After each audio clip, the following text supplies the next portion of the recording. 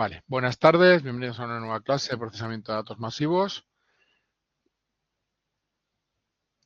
Vale, porque debéis estar asignados. Me pregunta un compañero vuestro, Roger, que cómo saber en qué tema del foro aportamos. He hecho los foros, os he dividido de forma aleatoria. Debería saliros en qué foro estáis cada uno de vosotros. O sea, deberéis poder aportar en uno en concreto. Si estáis en el grupo 1 o el grupo 2. ¿No es así?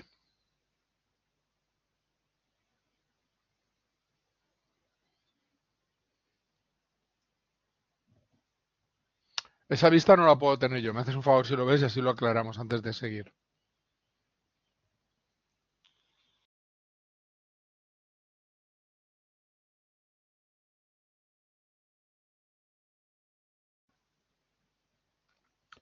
El grupo 1 debe discutir sobre procesamiento batch, microbatch y streaming.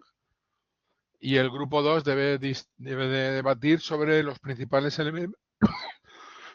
elementos, perdonad, del ecosistema Hadoop para hacer ingesta de información de forma eficiente. Y se ponen los ejemplos de Scoop, Flume y Kafka.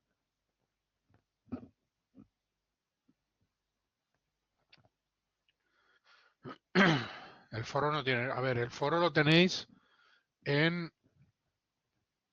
Vale, voy a ver la vista del estudiante. Perdona un segundo. Vale, lo tenéis arriba en debates. En la parte de debates tenéis uno que se llama foro de debate. ¿Vale? ¿Eso lo veis?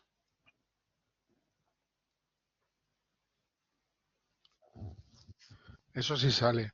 No sale si eres grupo 1 o 2, sale la explicación, pero ya. Vale. Vamos a ver. Foro de debate. Editar.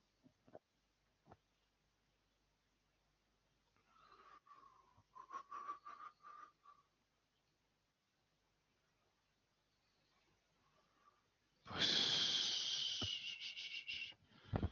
A ver, me voy a cargar el del. Me voy a cargar el del grupo A, ¿vale?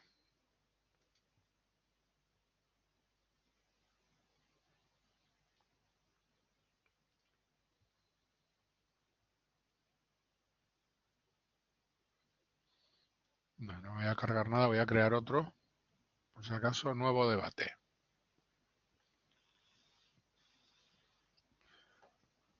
Foro de debate 2.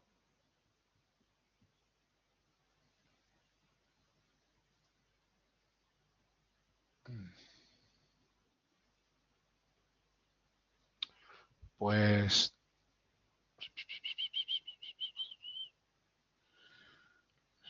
¿Cómo está vinculado esto a los grupos?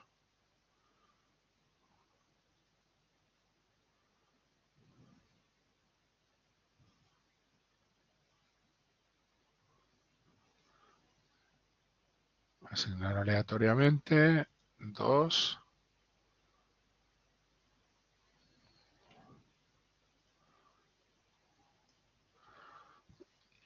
Vale, grupo 1. Grupo 2. Guardar. Debate grupal. Mostrar la contenido del programa. Guardar. Vale, he creado, los que estáis en el grupo, en la clase A, en el grupo A, he creado uno que se llama Foro de Debate 2. Ahí podéis ver los grupos. ¿Vale? En ese podéis ver los grupos. Vale, pues entonces es que lo hice anoche y la liaría con algo. Editar. Foro de debate. Asignar grupos. Asignar aleatoriamente. De 2 a 49. Guardar. Vale. ¿Me podéis confirmar que en el primero también veis los grupos ya? En el foro debate 1, en el foro debate, no en el que se llama foro debate 2. De hecho, el foro debate 2 os lo voy a ocultar, así ya no lo podéis ver. ¿Vale? Sale grupo diferente, ¿qué significa? Ah, que en uno estabas, en el debate 2 estabas en grupo 1 y ahora estás en grupo 2. Vale, lo he asignado aleatoriamente las dos veces, entonces es posible que pase eso. Vale, vamos a hacer esto también en el B. Os lo quise habilitar ayer por la noche y por lo visto me salté un paso y lo lamento. Asignar grupos. Asignar aleatoriamente. Quiero dos grupos. Guardar. Vale, los de la clase B, ¿podéis confirmarme que tenéis ya el foro de debate viendo los grupos y demás también, por favor? Si hay alguien de la clase B.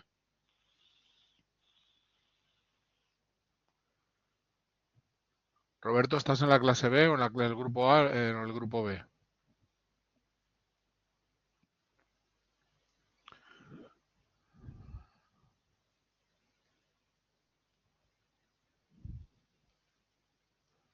A ver, Roberto debe ser del grupo B.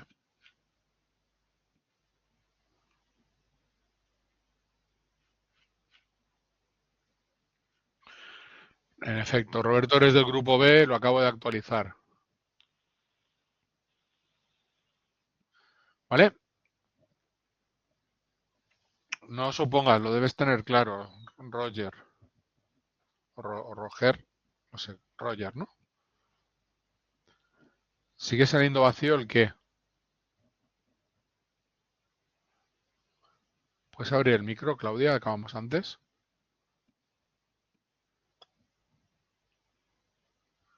El tema de debates, vale, pues dejadme que lo mire luego. Deberíais. ¿En el grupo sale bien todo?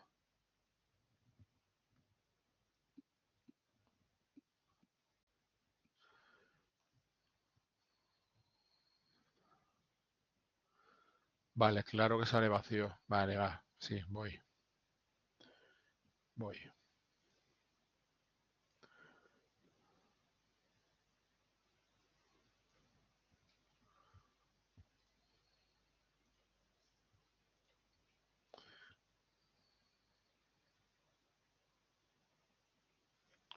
Vale, los del B, ¿lo podéis comprobar otra vez, porfa?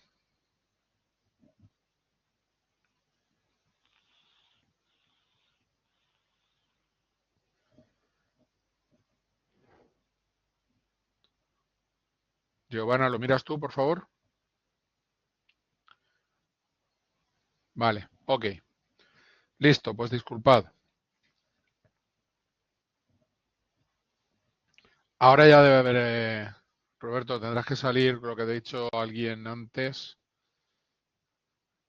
Tendrás que salir del aula y volver a entrar. No hace falta que cierres que te salgas de aquí. El enunciado está dentro, sí. Vale, pero si a uno le sale, debe saliros a todos. Vale, pues como decía, estuvimos hablando el otro día acabamos hablando del batch streaming, de la arquitectura capa, y hoy, como os dije, vamos a hablar un poquito de ciencia de datos, los volúmenes de datos y demás.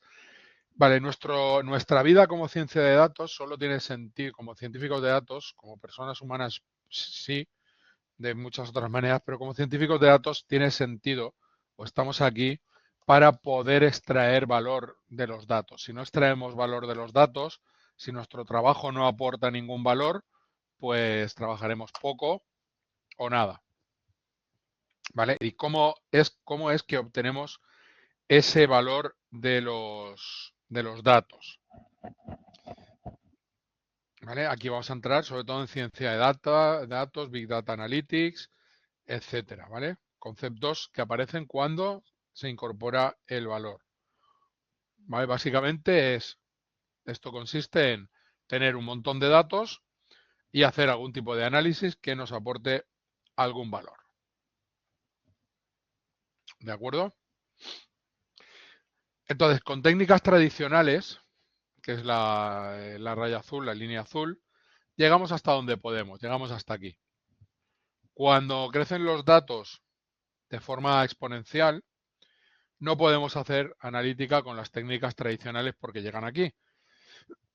Y se abre una brecha o un gap entre lo que se puede analizar con las técnicas tradicionales y lo que nos gustaría analizar. Para obtener valor, obviamente, hay que procesar y analizar esos datos. Y la ciencia de datos es una ciencia multidisciplinar, ¿vale? Cuyo único objetivo es extraer ese valor de los datos. Vamos a transformar los datos crudos en algo que tenga significado, en información interpretada. ¿Vale? Y el proceso es un pipeline. Un pipeline, entiendo que ya tenéis claro lo que es. Un pipeline es una secuencia de operaciones o de acciones que realizamos de forma ordenada. Primero A, luego B, luego C, luego D, luego E, luego F, G y así sucesivamente tantas fases como se necesiten. E incluye ingeniería de datos, machine learning, deep learning y operaciones sobre los resultados. Si todo esto lo sabéis, decídmelo, ¿vale? Que no estoy aquí para repetir cosas que ya sepáis. Entonces, este es el pipeline básico. Partimos de los datos en crudo, los datos que recogemos tal cual, sin procesar ni nada. Y tenemos que hacer diferentes cosas. Primero tenemos la fase de ingeniería de datos. Aquí tenemos que recoger, ingestar, insertar, consumir de alguna vez de forma los datos crudos. Tenemos que uniformizar y limpiar los datos, comprobar que sean veraces, si varían mucho, si hay picos, si hay datos anómalos, si hay datos faltantes. Todas esas cosas las tenemos que hacer en esta parte, ¿vale?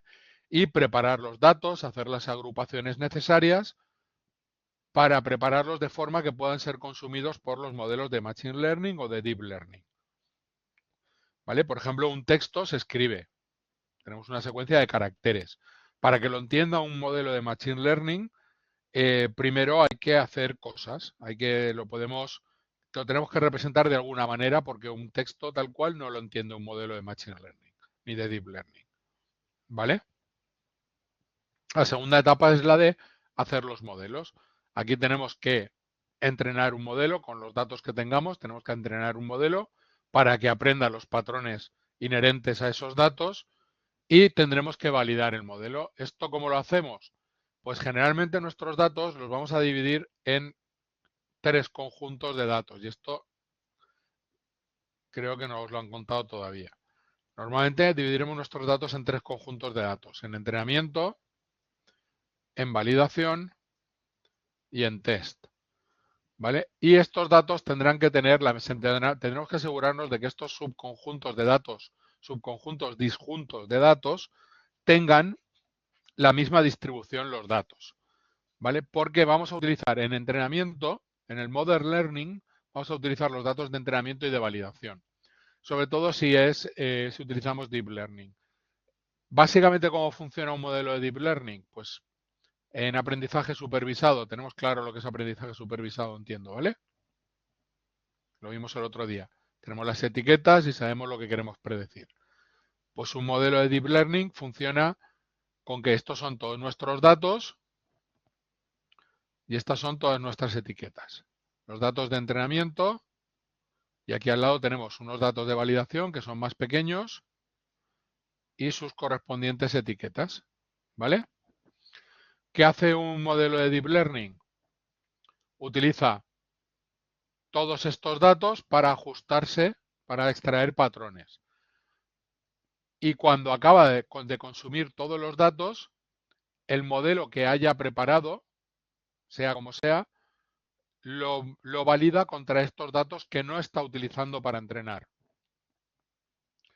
Y así vemos cómo de bien aprende el modelo. Esto pasamos una vez por todos los datos, lo que se llama una epoch, utilizar los datos una vez, ajustamos los pesos del modelo, lo validamos En función de cuánto hayamos acertado, modificamos el modelo un poco, volvemos a pasarle todos los datos de entrenamiento, volvemos a validar y vamos así iterativamente pasando por los datos hasta que en este conjunto de datos que no se utiliza para entrenar se obtengan métricas como las que se obtienen en el conjunto de entrenamiento. ¿Por qué? Porque los modelos aprenden los patrones ¿de dónde? De los datos de entrenamiento. Y los modelos son capaces de memorizar todos los datos de entrenamiento. Pero si tengo un modelo que se memoriza todos los datos de entrenamiento y funciona muy bien con los datos de entrenamiento, pero luego va muy mal con los datos de validación, significa que ese modelo no es capaz de generalizar. Voy a leer la duda de Estefan. No entiendo bien la diferencia del test y validación, porque el test también funciona así, cuando pruebas un conjunto nuevo de datos para ver la precisión del modelo. Sí.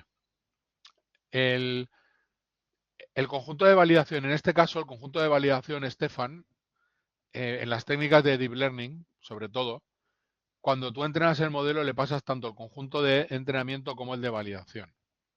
Entonces, cuando va aprendiendo el modelo, las métricas, las que sean, si es clasificación o regresión, ya lo veréis en el momento adecuado, en el modelo de entrenamiento, en los datos de entrenamiento funciona muy bien porque es de donde aprendemos.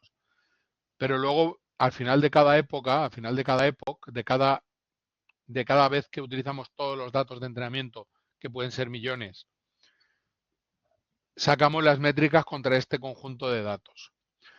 Pero como vamos a parar, generalmente el modelo lo pararemos, el entrenamiento lo pararemos cuando ya no seamos capaces de mejorar el rendimiento sobre este conjunto de datos. Pero como este conjunto de datos y este conjunto de datos han intervenido en el proceso de entrenamiento, o bien siendo usados o bien condicionando cuándo dejamos de entrenar, por eso, cuando acabamos de entrenar, tomamos nuestro modelo y lo utilizamos con los datos de test. Entonces, en un mundo ideal, al evaluar mi modelo con los datos de test, me tiene que dar unas métricas muy parecidas a las que me daba con validación. Pero puede no ser así. ¿Vale? Si los datos de entrenamiento, de validación y de test todos siguen la misma distribución, entonces sí. Los datos de validación no son para refinar el modelo. Los datos de validación son para decidir cuándo dejo de entrenar el modelo. Vale, aquí vale la pena que perdamos un momento.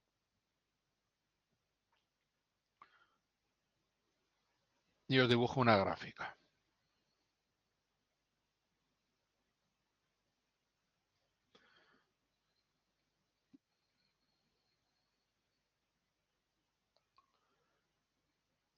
No, no. Y no cuando parar, porque si tú sigues entrenando el modelo, vale, os dibujo la gráfica.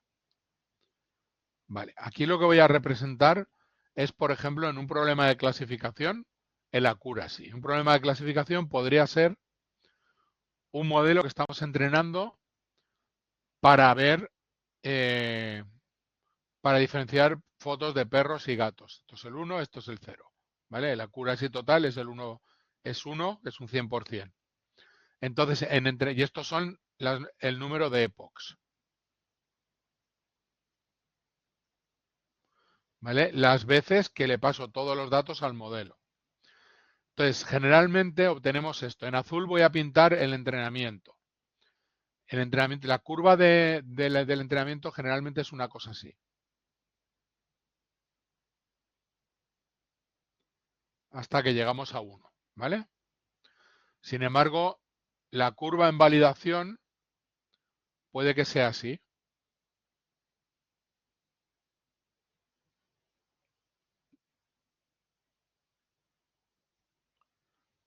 ¿Vale? Entonces, ¿qué está pasando aquí? Voy a leer primero lo que dice Felipe. En mi empresa nos pasó que descubrimos patrones de funcionamiento con los casos que fallaban continuamente al probar el modelo, porque eran muestras que no correspondían a la distribución habitual de los datos. Eran casos extraños, ¿a que sí?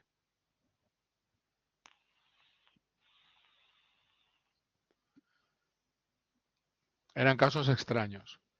Vale, aquí ¿qué está pasando?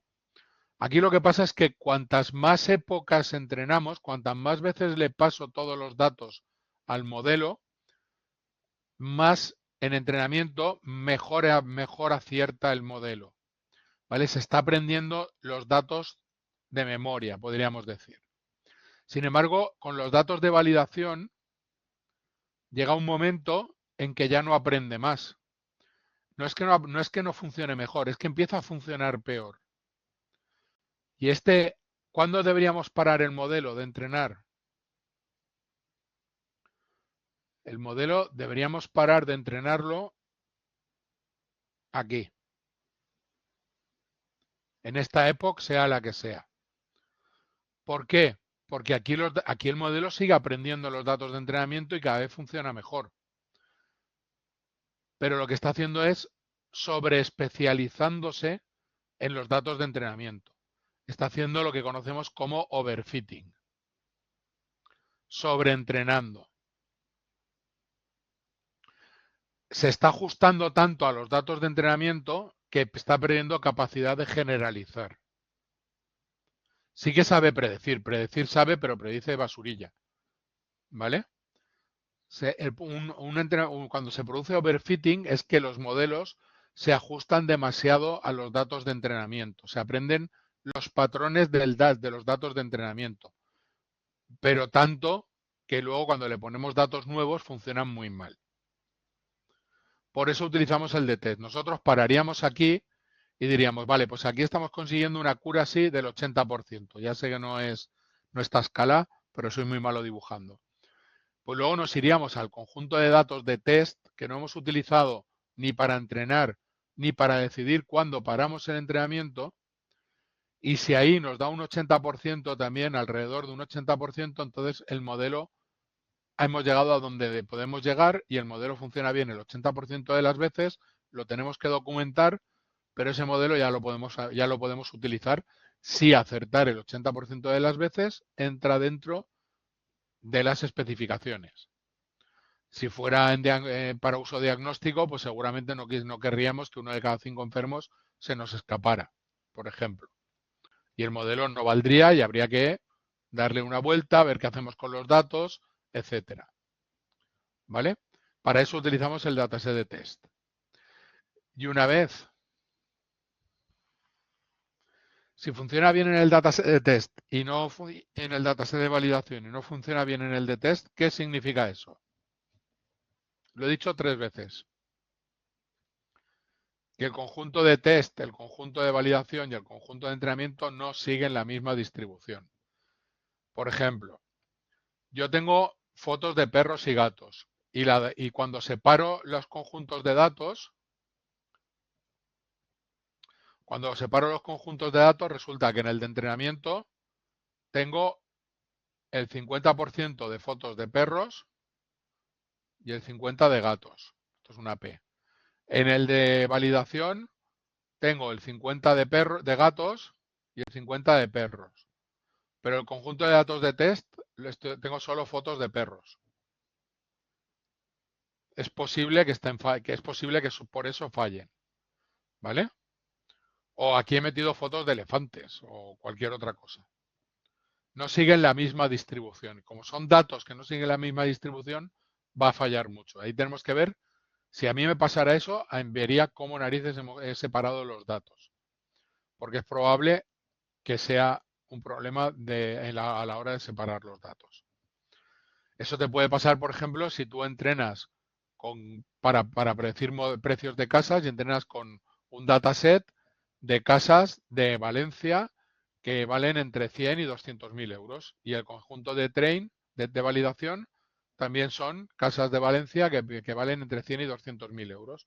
Y tus datos de test son datos de mansiones que valen 1,5 millones de euros. Eso va a funcionar fatal. Tendrás que meter las mansiones aquí dentro y repartir los datos, ¿vale? Impossible is nothing, my friend. Pueden pasar muchas cosas, pero lo primero que miraría sería eso, la distribución de los datos. Si la distribución de los datos es homogénea entre los 3 conjuntos de datos, te debe dar la misma. Esto será bueno o malo, pero será bueno o malo en validación y en test. ¿Vale? Puede que tengas algún dato anómalo, puedes que tengas mucho error, pero porque aquí, pues eso, no son todo mansiones, pero has metido 5 mansiones que aquí no tenías. Y son casi todas casas de Valencia entre 100 y 200.000 euros, pero ahora tienes 16 mansiones de 1,5 millones. Y esas mansiones comete mucho error el modelo y entonces te reporta un error general mucho más grande. Pues tendrás que ver todas esas cosas. Pero eso en principio lo hemos analizado aquí. Hemos visto si tenemos outliers, si no tenemos outliers, la distribución de los datos. Por eso hay que hacer esta parte antes.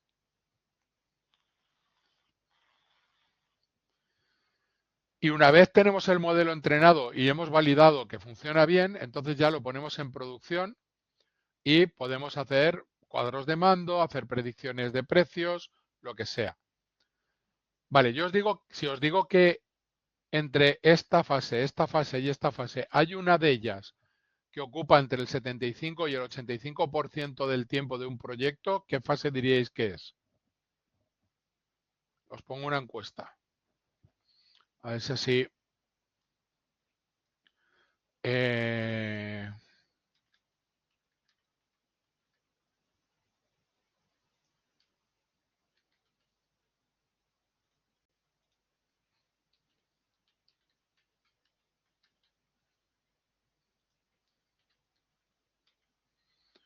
vale.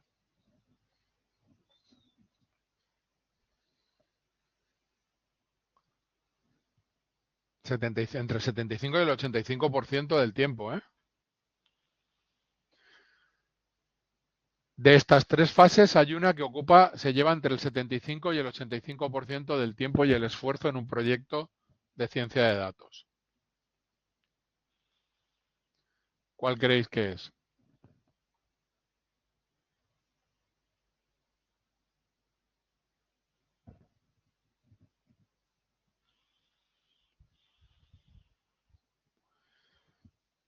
Vale, lo damos por listo porque habéis contestado 25, quedan 10. Es la primera fase. Es esta primera fase, el Data Engineering. Aquí, esto se lleva entre el 75 y el 85% del tiempo. Bueno, los Data Engineers son los que se encargan de montar la infraestructura de bases de datos relacionales, no relacionales, de permitir que nosotros podamos trabajar. Aunque también pueden meter de aquí el morro. Pero claro, es que aquí hay mucho trabajo que hacer. Es que aquí tenemos que ver cómo encontrar fuentes de datos, ingestar, insertar, de alguna manera importar esos datos. Tenemos, de entre todas las fuentes posibles de datos, tenemos que elegir fuentes que sean veraces. Si a un modelo le metemos, hay un principio que se llama GIGO, GIGO, que significa garbage in, garbage out. Si a un modelo le metes basura para entrenar, vas a obtener una basura muy bonita, pero vas a obtener basura. ¿Vale? Si le metemos malos datos, nuestro modelo va a hacer malas predicciones siempre. Imaginaos que queremos entrenar un modelo para predecir la altura de una persona. Y el modelo lo entrenamos con jugadores de la NBA solo. Con gente que mida, pues a partir de mi estatura, yo mido 1,90, pues de 1,90 para arriba. No es representativo de la población y cuando metamos para que prediga la estatura de cualquier otra persona que no esté dentro de ese rango, entre 1,90 y 2,20, 2,30, creo que mide Wemby, o por ahí anda, pues se va a equivocar un montón. Pues tenemos que tener fuentes de datos confiables. Luego esos datos tenemos que ver si hay outliers. Si estábamos en el problema de las casas, pues hay que ver si eso tiene las mansiones que hacemos. Si tenemos 100.000 casas, estamos entrenando el modelo con 100.000 casas entre 100.000 y 200.000 euros y tenemos 7 mansiones de 2 millones de euros, ¿qué hacemos con esas 7 mansiones? Probablemente las querremos sacar de nuestro conjunto de datos porque van a distorsionar mucho los datos. ¿vale? Hay que limpiarlos, hay que hacer agregaciones, porque luego querremos que los datos estén por semanas o por años o una serie temporal, y depende de qué modelo de Machine Learning que utilicemos o de Deep Learning, queremos que los valores de los datos estén escalados, que estén en un rango de 0 y 1 todos, para no tener valores que estén entre 0 y 1 y valores que estén entre 1 y 50.000, porque al tener escalas diferentes pueden afectar a algunos modelos mucho y pueden hacer que empeore su rendimiento. Pues todo eso lleva un trabajo muy grande.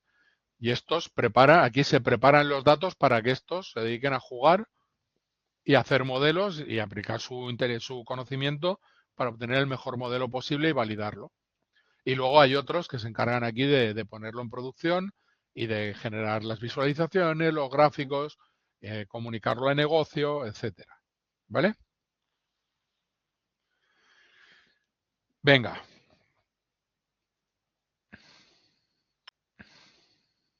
Vale, pues es lo mismo, pero ya las mismas fases explicadas, ¿vale? Pues identificar, recolectar datos crudos, ver que sean fidedignos, que sean veraces, que si hay valores erróneos, si hay valores, pues si tenemos datos de un sensor, puede que se haya roto, haya dejado de funcionar 2 horas y nos esté dando, no tengamos lecturas, o que las lecturas sean malas. Ahí hay que tomar decisiones. Si nos faltan datos, ¿qué hacemos? Pues si nos faltan datos de temperatura, si tenemos un sensor de temperatura de ambiente que durante 3 minutos nos da información, nos da una lectura cada segundo, y tenemos 3 minutos que no tenemos lecturas, y tenemos 180 valores que nos faltan. ¿Qué hacemos con esos valores? Pues seguramente, siendo temperatura ambiente y sabiendo que que no puede cambiar mucho, que son 3 minutos, pues mirar la temperatura, el último registro que teníamos válido y el primero que tenemos válido, y hacer la media y asignar a esos valores esa temperatura, por ejemplo. O a lo mejor tenemos que desechar esos datos, depende de lo que estemos hablando. También tenemos que ver si hay valores atípicos. Ahí normalmente se hace un estudio estadístico exploratorio para entender los datos. Y una vez entendemos los datos, ya podemos empezar a trabajar con ellos. No podemos empezar a trabajar directamente sin mirar qué calidad de datos tenemos, qué distribución tienen los datos, la distribución de los datos, tienen relaciones lineales, si no tienen relaciones lineales, si correlacionan, si no correlacionan. Todo eso hay que hacerlo porque determinan también qué métodos podemos utilizar después. ¿Vale? Hacer las agregaciones, si tenemos valores categóricos habrá que convertirlos en numéricos, porque un algoritmo no sabe lo que significa azul ni lo que significa hombre y mujer. Tendremos que decir, pues, donde ponía hombre pon un 0 y donde ponía mujer pon un 1. Ya el algoritmo ya sabe que hay una característica que vale 0 o 1 que no sabe lo que es, pero luego ya la interpretaremos. Pues todo eso hay que hacerlo en esta fase y por eso nos lleva tanto rato. Luego tenemos la fase de aprendizaje automático y de validación del modelo que hemos comentado. Y luego, pues en la de operaciones, pues lo típico, hacer informes, hacer gráficos, hacer dashboards, hacer predicciones, hacer recomendaciones, etcétera, diferentes casuísticas. ¿Vale? Pero no todos los modelos tienen la misma dificultad ni nos proporcionan el mismo valor. Por ejemplo, en el Machine Learning clásico, que son modelos sencillos, con ellos podemos hacer análisis descriptivo. Y el análisis descriptivo es algo que no es muy difícil de hacer, no es muy costoso, pero también nos proporciona un valor concreto, que es qué ha pasado. Sí, vale, entender lo que ha pasado aporta valor, pero un valor determinado. Si queremos hacer análisis diagnóstico, es decir, por qué ha pasado las cosas. No es lo que ha pasado, sino ya quiero saber, ya que sé qué ha pasado, por qué ha pasado. Eso implica un nivel mayor de dificultad, pero también nos aporta más valor.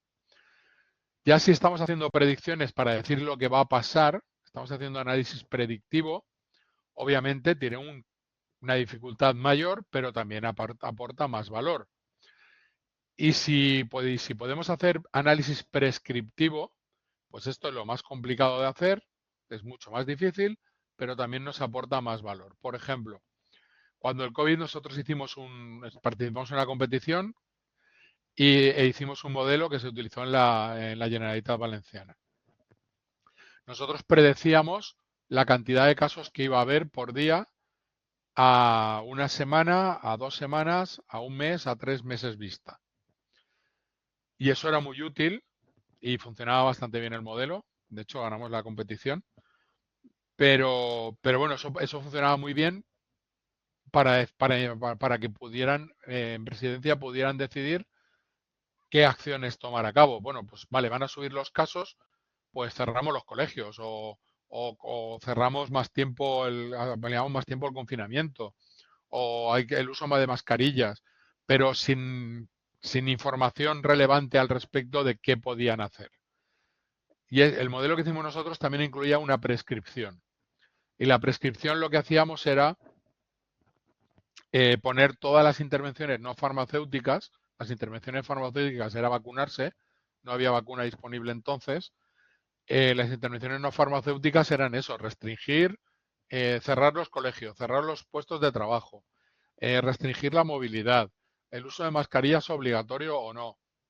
Todas esas cosas, construíamos un frente de Pareto y entonces le decíamos, pues si quieres obtener tal nivel de contagio, tienes que cerrar los colegios, tienes que y cerrar los colegios no tiene el mismo coste económico ni social que cerrar los lugares de trabajo, que cerrar el transporte público, que ponerse una mascarilla. Entonces teníamos en cuenta ese coste social para construir el frente de Pareto y le decíamos, vale, pues si quieres mantener los contagios a este nivel, por ejemplo, tienes varias alternativas, pero varias combinaciones de intervenciones que puedes designar, pero la más económica en coste social y económico es esta en concreto. Y entonces con esa información ellos la utilizaron para ir actualizando las políticas de restricciones en Valencia. Pues eso se puede hacer también para empresas. Pues quiero vender más, pero ¿en qué mercado quiero vender más? Pues para vender más en este mercado o con esta inversión tienes que estas posibilidades, pues invierte aquí, invierte allá, haz esto, haz lo otro. Eso es el análisis prescriptivo, que es bastante más complicado que hacer que el predictivo. Entonces, algunas soluciones que existen ahora mismo en Big Data para búsqueda y refinamiento tenemos Lucene. Lucene es una pasada. Tiene muchísimos años, pero para búsqueda textual es lo que utilizaba, no sé si lo sigue utilizando, pero hasta hace poco es lo que seguía utilizando Wikipedia para que tú puedas hacer una búsqueda y te dé los contenidos. Y Elasticsearch, que está construido sobre Lucene. Para serialización, poner los datos en un solo formato y optimizar su almacenamiento, pues tenemos JSONs, tenemos binary sons, ¿vale? Tenemos Thrift, tenemos Abro, que estos son diferentes formatos de almacenamiento optimizado. El sistema de almacenamiento tenemos Hadoop File System, que es el file system propietario de Hadoop, que esto es open source, es software libre y es lo que vais a tener que instalar. Tenemos el Google File System, que es parecido, Amazon, las instancias S3 de Amazon. Para procesamiento, como servidores, como máquinas para procesar, tenemos las EC2, las instancias EC2 de Amazon. Podemos utilizar Google Platform, el Google Cloud Platform en Azure. En demás, y para procesamiento tenemos diferentes aplicaciones para hacer un montón de cosas diferentes.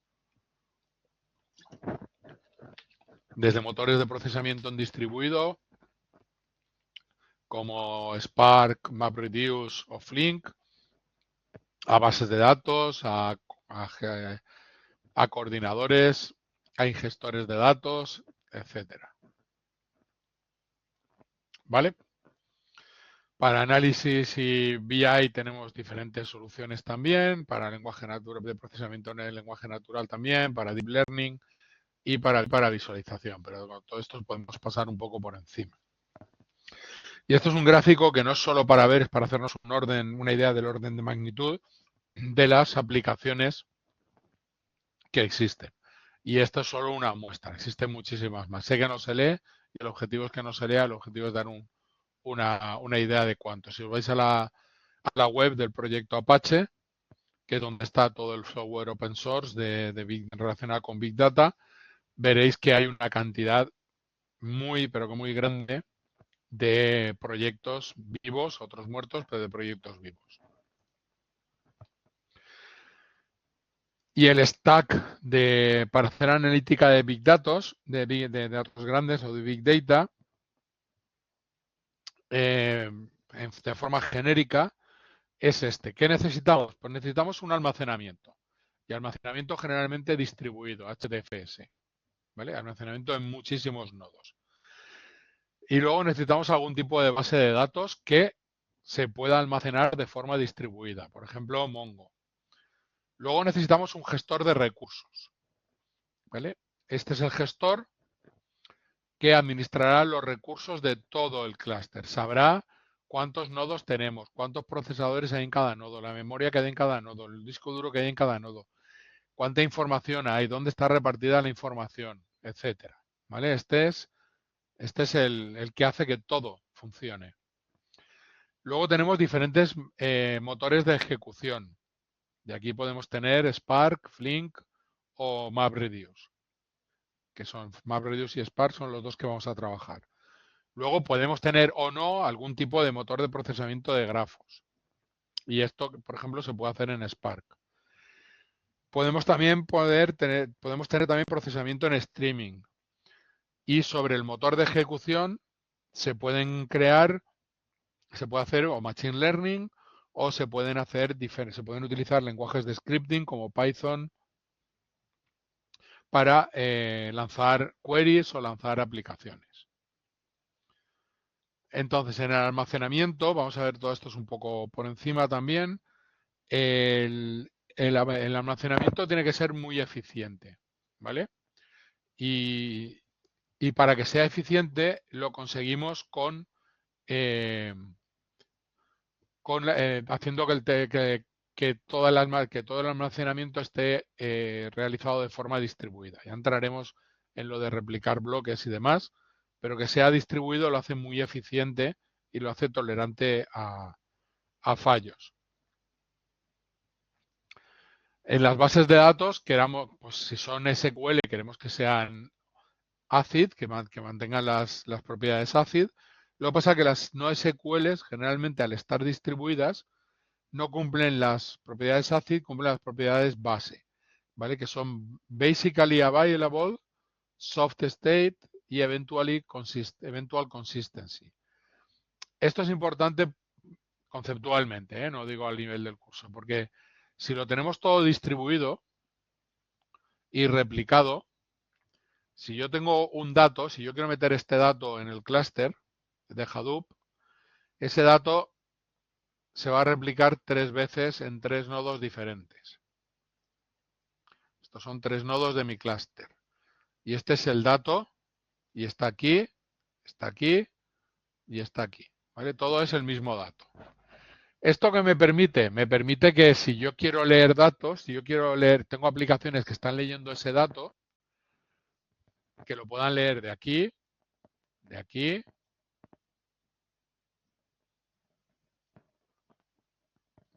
y de aquí. ¿Vale? Luego lo puedo leer de 3 sitios diferentes. Eso me da más ancho de banda de lectura. ¿Vale? Pero el problema con las bases de datos viene de que si yo ahora modifico este dato,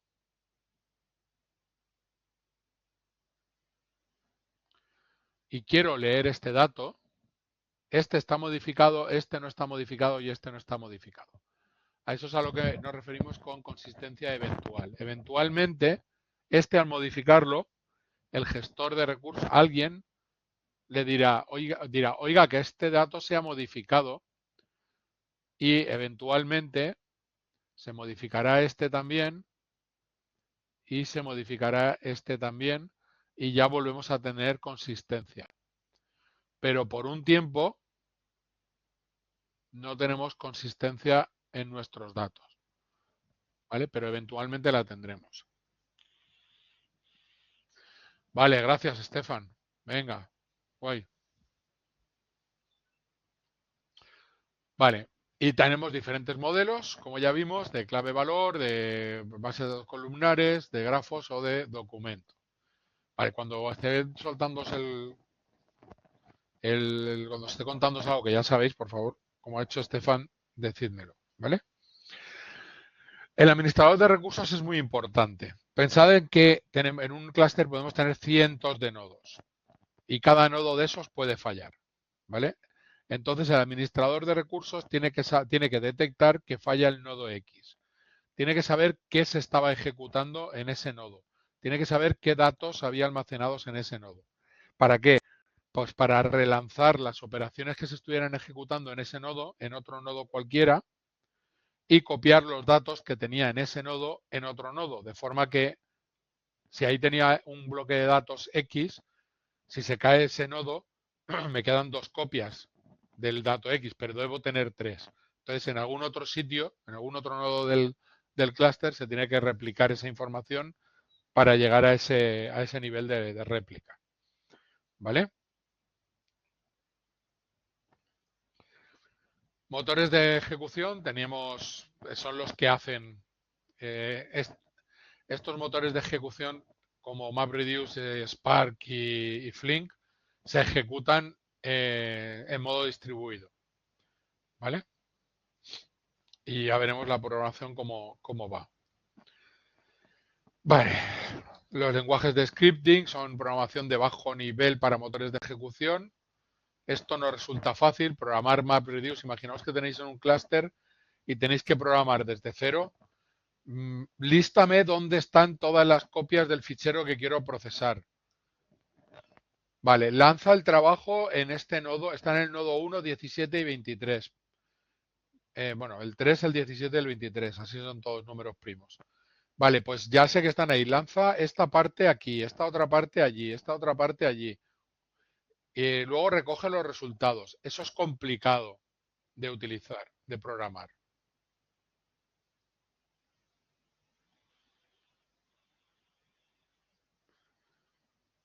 Vale, Gema. Pues llegamos a un entente, ¿vale? Yo es que sí que intento que sea todo bastante práctico porque a mí con ejemplos me entran mejor las cosas. Entonces intento hacerlo como si todos fuerais igual de torpes que yo, que seguro que no, para que se entiendan las cosas. Entonces, si tenemos que programar todo eso, es muy complicado.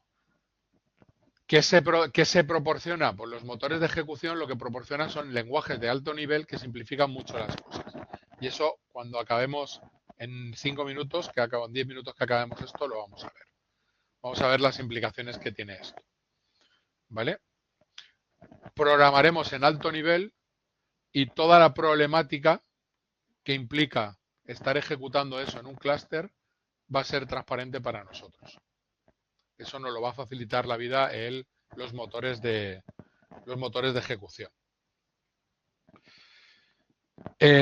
Procesamiento en streaming, bueno, esto ya lo sabemos. Procesamiento en tiempo real y con baja latencia.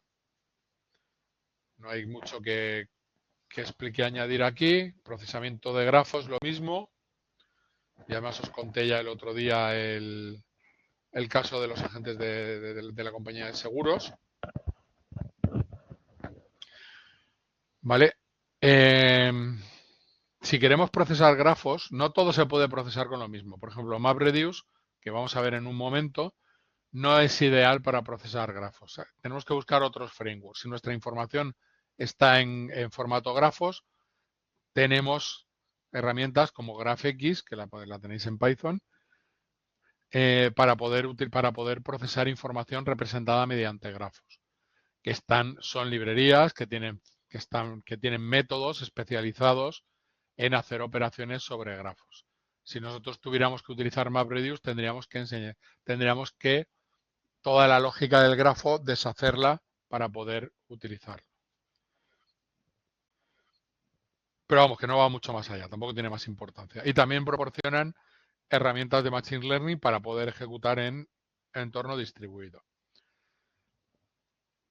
Vale, ya hemos dicho que Data Science es una disciplina multidisciplinar, ¿vale?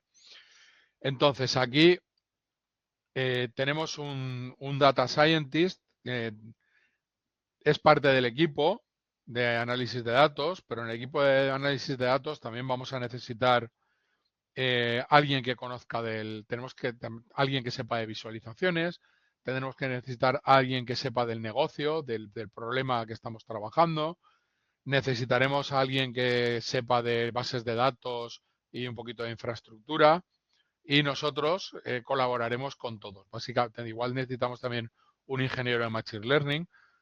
Esto se va diversificando porque hay tantas cosas que ver que es muy complicado tocar todos los palos y tocarlos bien. A mí, por ejemplo, la parte de visualización me gusta entre menos 17 y menos 51.000 en ese rango. A mí me gusta bien poco la visualización y además no tengo ningún gusto ni ningún criterio en definir visualizaciones chulas. Yo es que tengo muchos problemas para hacer bien las cosas que no me gustan. Las que me gustan, bien, las que no me gustan, mal. Pero aquí hay alguien, incluso generalmente en estos equipos de análisis de ciencia de datos hay un gestor, hay alguien, un product manager que se encarga de ponernos a todos de acuerdo. ¿Vale? Pero sobre todo siempre matemáticos y estadísticos siempre se van a ser bienvenidos en un proyecto de ciencia de datos también. ¿Vale? Estos son algunos de los roles que podemos tener. Podemos tener un project manager que organice todo, ¿vale? Que lleguen todos los entregables a tiempo, que tengamos la información, etcétera. Un arquitecto de Big Data para que nos configure el clúster y vea cómo funciona todo. El científico de datos que tiene que saber tiene que saber bastante estadística, matemáticas, probabilidad y programación para, para intentar ayudar a sacar información de ahí. Tenemos el analista de negocio. Este es el que viene con la visión de negocio, va a decirnos, ya, muy bien, tu modelo está sacando eso, pero eso no nos interesa para nada. Lo que estamos buscando es otra cosa.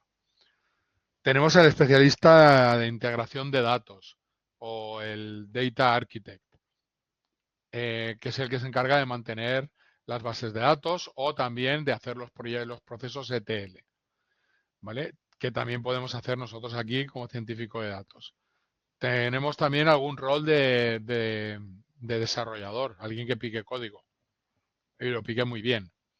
Luego tenemos al evangelista en Big Data, que este es con todos mis respetos, el charlatán. No es el charlatán, pero es el que pone cara a todo esto, es el que se encarga de comunicar lo que todos estos hacen de una forma que lo pueda entender el público en general o el público objetivo al que va dirigido.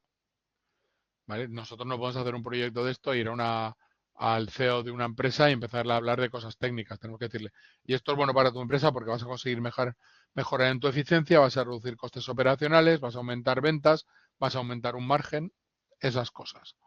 ¿Vale? Contextualiza el análisis de datos y Big Data con el negocio. ¿Vale? Y luego están los del comité, que son los que al final son los que aprueban o no en función de lo que le diga este y los resultados que obtengan estos otros. ¿Vale? Y vamos a empezar con otra cosa que es más divertida.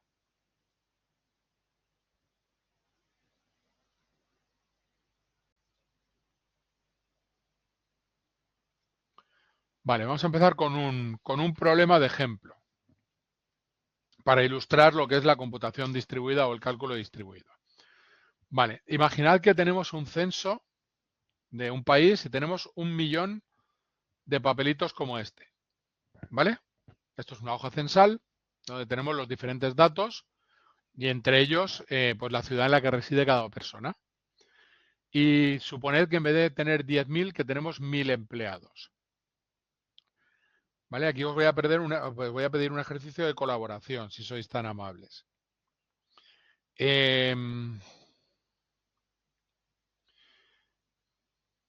¿Cómo hacemos para procesar este millón de documentos? Tenemos 1.000 empleados. ¿Qué se os ocurre? Por ejemplo, ¿cómo repartimos el trabajo?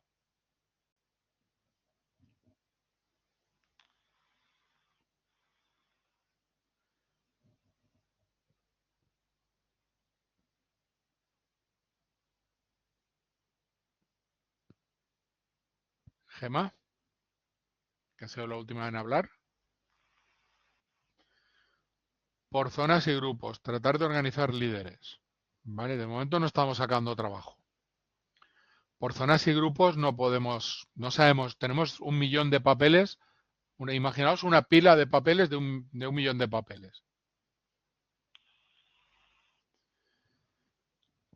¿Qué os parece si le damos... Vale, bien, Sergio, gracias. Le damos 1.000 papeles a cada persona. No digitalizamos los papeles, lo vamos a hacer a mano. Me gusta tu idea, Edad, y me gusta cómo piensas, pero no. Vale, la primera aproximación que habéis dicho es darle 1.000 papeles a cada persona. ¿Y qué tiene que hacer cada una de esas personas? El objetivo es agrupar los papeles por ciudad. ¿Vale? Al final queremos tener, si tenemos 20 ciudades en nuestro país, queremos tener ese 1.000.000 de papeles que tenemos en una única pila, en 20 pilas, una por cada ciudad. Queremos contar cuántas personas viven en cada ciudad. Luego tenemos que hacer una pila por cada ciudad y contar esos papeles, de alguna manera.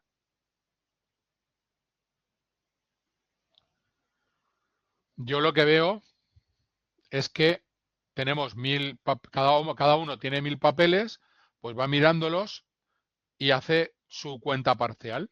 Pues de mis 1.000 papeles, 300 viven en Madrid, 200 en Barcelona, 120 en Valencia, 80 en Cuenca, 70 en Valladolid, etcétera. Es que no sabemos la población de esas, desconocemos eso. Hasta que no hagamos el censo, no sabemos cuánta población hay en cada ciudad. ¿Vale? No podemos consultar en internet y no tenemos más información que esos 1.000 papeles, que ese 1.000.000 de papeles. Vale, pero no podemos particionar por ciudad porque todos los impresos son iguales y hasta que no miramos en el papel qué ciudad es, no lo sabemos. Empezamos desde cero, no tenemos más información.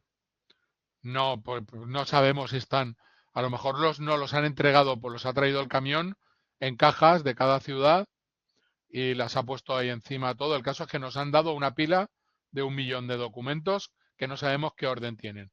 Entonces igual sacamos una muestra y habría que definir el tamaño de la muestra. No. Vamos a ir por aquí. Le damos 1.000 papeles a cada empleado y cada empleado lo que hace es revisar los 1.000 papeles, apunta en una libreta cuántos tiene de sus 1.000 papeles, cuántos hay de cada ciudad y luego tenemos que designar a un sumador oficial, un supervisor oficial que recoja esos 1.000 papeles y esas sumas parciales las sume para obtener el resultado final, ¿correcto? Vale. ¿Y qué pasa si un trabajador le llaman del colegio de su hijo y se va? Se tiene que ir o se pone enfermo. Sí, esto es para introducir más vídeos, pero con una imagen conceptual para que os quede clara. Ahora Adai está contando papeles y a Adai le llaman y se tiene que ir a... ¿Tienes hijos, Adai? Bueno, da igual. Eso es información confidencial. Se levanta de la mesa y se larga. Y se quedan ahí a medio contar. Con esos 1.000 papeles, ¿qué hacemos? Se los tenemos que asignar a alguien, ¿no? Pero es que ya alguien tiene ya, todos los demás alguienes tienen ya papeles. Y también nos podemos encontrar con que Adai es un crack y sus 1.000 papeles se los ventila en media hora. Pero a Sergio le cuesta un poco más, porque no le gusta nada lo que está haciendo y se aburre un montón y lleva 3 horas y todavía está haciendo cuenta de papeles. Podemos tener trabajadores que vayan a diferentes ritmos, ¿no? Y puede que tengamos que revisar el trabajo de quien se haya ido a medias. Y también puede pasar otra cosa. El sumador oficial, el supervisor, se puede poner enfermo. O que le llamen del colegio de su hijo, se tenga que largar, o que le llamen a una reunión y deja su puesto. Tenemos ahí 1.000 listas, 1.000 notas con las cuentas parciales, pero nadie las está sumando. ¿Hacemos bien en darle 1000 papeles a cada uno? Y si en vez de darle 1000 papeles a cada uno le damos 100 a cada uno, y cuando acabe esos 100 que nos traiga la cuenta parcial y le damos otros 100. Y así el que trabaja más rápido pues tiene la suerte de poder trabajar más. ¿Qué es justo? No sé si es justo o injusto, pero a mí la idea de darle 100 a cada uno me parece mejor idea que darle 1000. Y primera porque a mí me pones 1000 papeles encima de la mesa y me agobio y me entra pereza y no sé cuándo los acabo.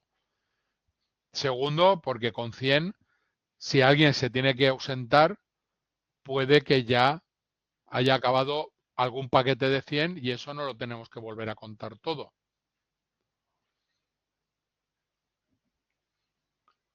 Vale, la propuesta de Rolando me gusta, sí, si uno se enferma, si un contador se enferma y se va o se tiene que ir por algo, ese paquete de 100 lo volvemos a amontonar y se lo daremos a alguien que esté libre. Y si se enferma el contador oficial, lo que podemos hacer es a uno de los que están contando papeles, lo ascendemos temporalmente y lo convertimos en contador oficial. Y entonces podemos seguir funcionando. ¿Vale? Y de alguna forma tenemos que estar controlando el progreso, cómo estamos avanzando en la realización del trabajo. ¿Sí? Vale, parecía un problema sencillo, pero no lo es tanto. Aquí, ¿cuál es el principal desafío que estamos abordando? ¿Qué hace de este problema, qué hace que este problema sea complicado? ¿Vale? Pero distribuir las tareas es una consecuencia, el volumen. Gracias, Roger. El volumen del trabajo es complicado. Que tengamos que procesar 1.000.000 de papeles. Porque mirar un papel y decir si es Barcelona, Madrid, Valencia o lo que sea, eso no tiene nada de complicado. Lo complicado es lidiar con ese millón. ¿Vale? Porque las tareas individuales no son complicadas. La solución que hemos diseñado, ¿cómo de buena es? ¿Cómo de buena tolerante a fallos es? ¿Cómo solucionamos los problemas? Yo creo que estaremos de acuerdo en que la solución de 1000, repartir 1000 papeles a cada uno, era peor que la de repartir 10. Pero es que ya hemos dicho que yo creo que ya estaba siendo más o menos buena, Roger. Ya hemos dicho que si alguien se pone malo no pasa nada porque le hemos dado 100 papeles, esos 100 se vuelven al montón y cuando venga otro a acabe su tarea le daremos 100. Y ya hemos dicho también que si el supervisor se pone enfermo, promocionamos a uno de los 1000 que están contando, se quedan 999 contando y ese se va a poner a hacer las tareas del supervisor. Yo creo que ya está más o menos bien.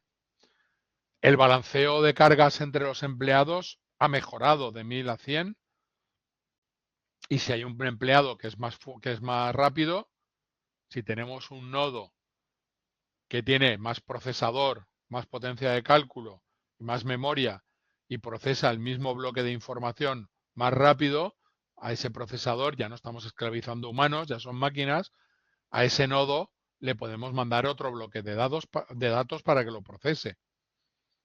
¿Vale? ¿Y cómo de general es todo el proceso que hemos diseñado?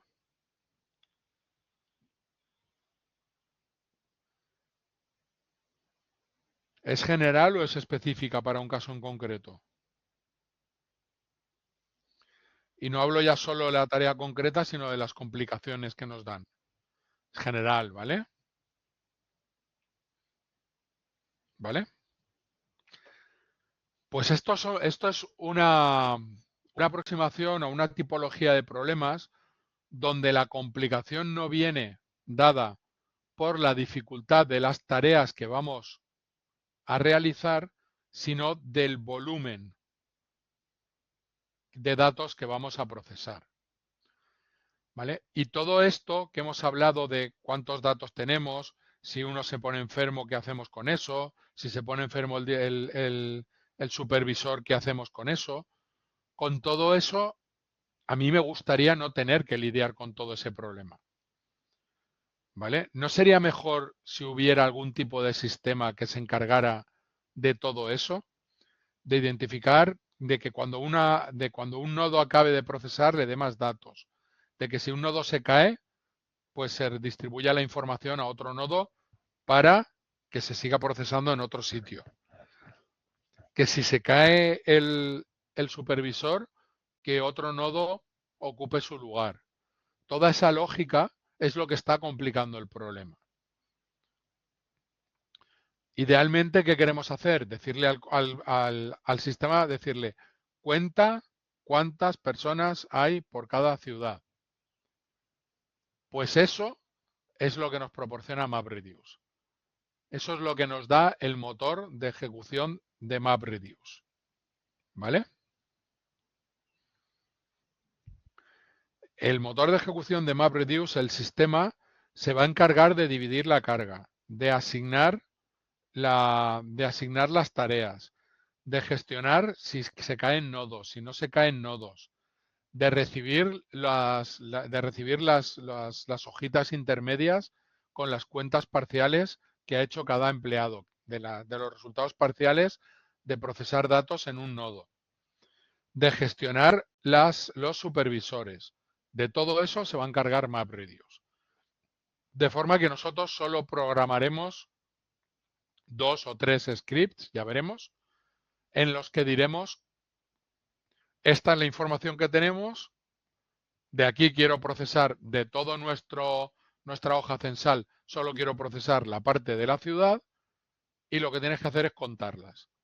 Y toda esta lógica que hay por detrás, toda esta complicación que hay por detrás, de todo eso nos vamos a olvidar. Todo eso va a ser transparente para nosotros. ¿Vale? Esa es la primera lección de MapReduce. No vamos a tener tareas complejas, ¿vale? Y MapReduce nos va a resolver la complejidad inherente a manejar un gran volumen de datos. ¿Vale? La analogía de tener un gran volumen de empleados contando hojas censales. Entonces, ¿qué necesitamos a nivel computacional?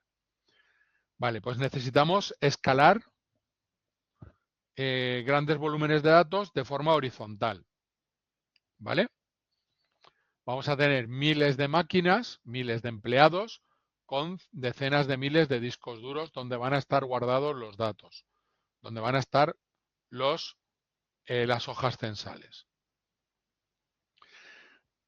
Vamos a necesitar tener equipos, ordenadores y redes para conectarlos de bajo coste. ¿Y por qué de bajo coste? Porque tenemos miles.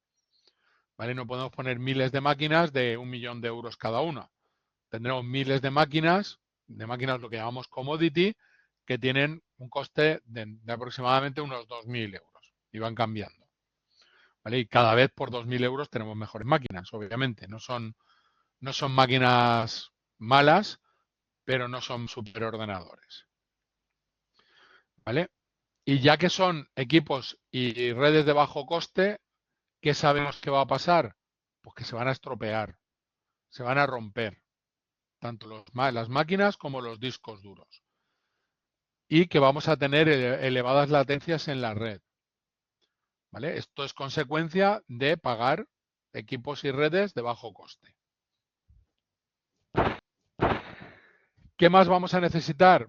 Pues que, por favor, un entorno en el que sea fácil de programar, que no tenga que programar toda la lógica de la que estábamos hablando antes.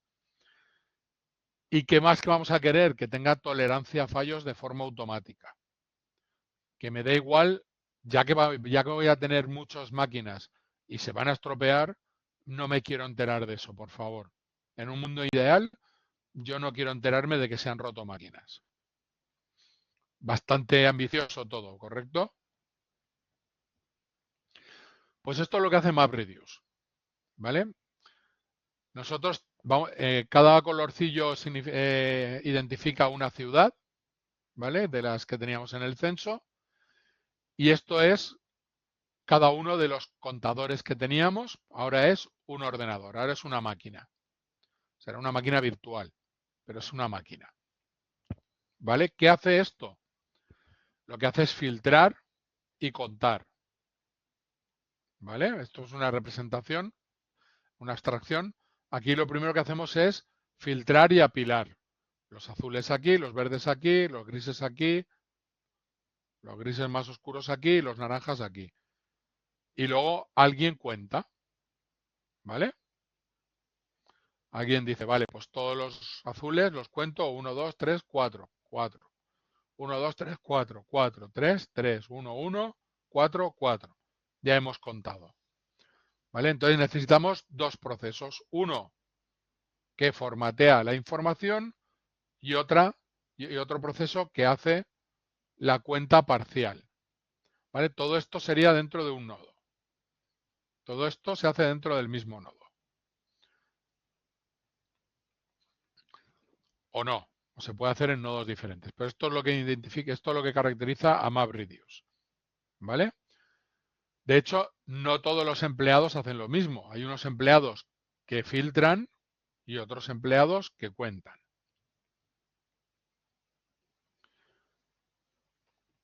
Entonces, en la filosofía MapReduce establece dos tipos de trabajadores, por seguir con la analogía.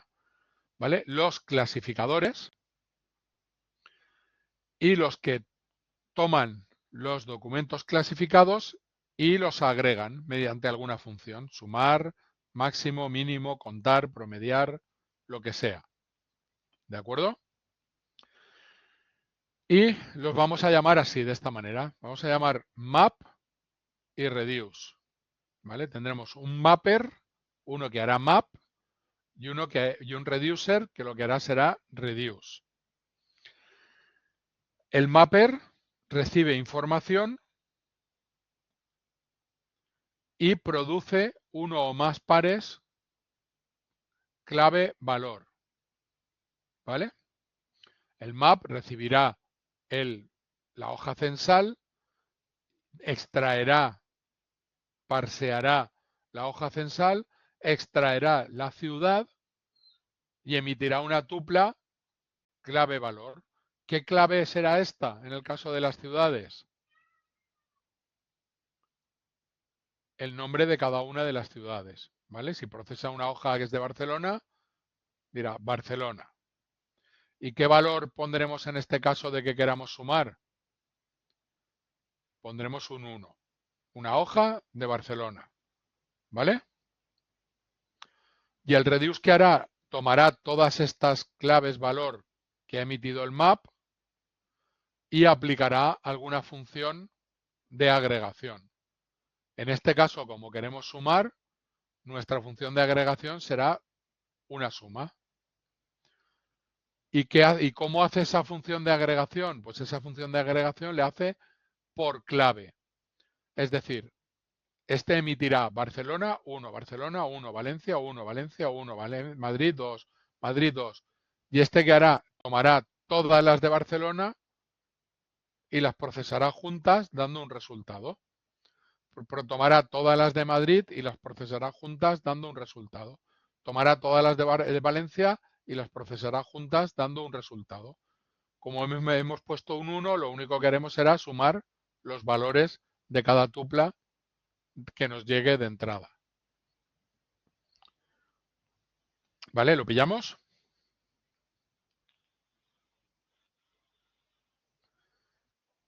Sí, de forma generalizada.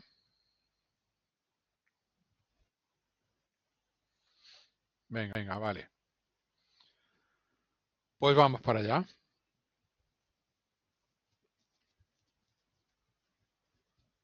Bueno, esto también nos da que MapReduce solo hace una cosa, la función de agregación que definamos en Reduce.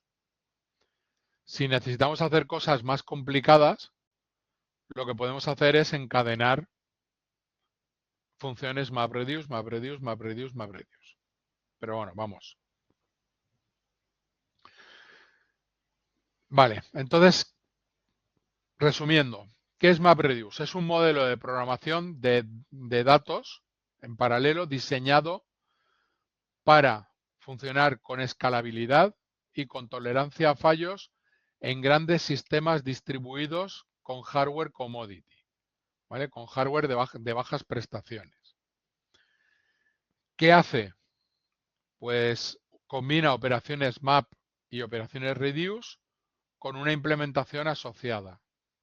Nosotros tendremos que programar esto, el map y el reduce, ¿vale? Esto se utiliza para hacer procesamientos en grandes conjuntos de datos y lo propuso inicialmente Google para calcular el PageRank. De PageRank creo que hablamos el otro día, pero PageRank es el algoritmo que utiliza Google para asignar diferentes scorings un scoring a todas las páginas de Internet para darles una importancia a la hora de mostrarlas en su buscador. ¿Vale? Y con algo tan sencillo como lo que vamos a aprender a hacer, Google procesa petabytes de información todos los días, ¿vale? Para que os hagáis a la idea de la cantidad de información que se puede llegar a procesar. Hay diferentes implementaciones, pero la implementación más utilizada es la que vamos a utilizar nosotros, que es la que está en el proyecto Apache Hadoop, ¿vale? Y se utiliza en muchas organizaciones. Siempre será para resolver problemas sencillos que requieran hacer cálculos sencillos sobre grandes cantidades de datos.